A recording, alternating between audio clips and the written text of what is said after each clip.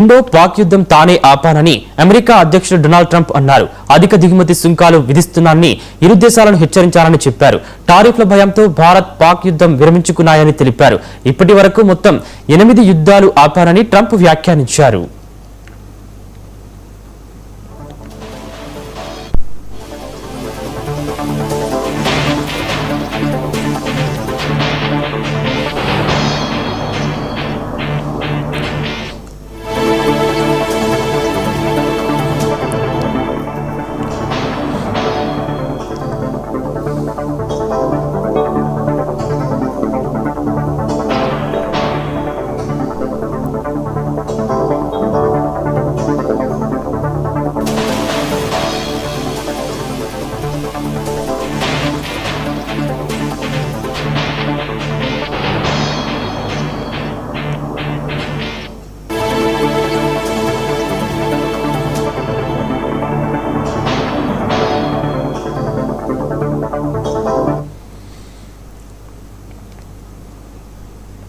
ఇవాళ Bhogapuram international airport ను ప్రధాని మోదీ ప్రారంభించారు.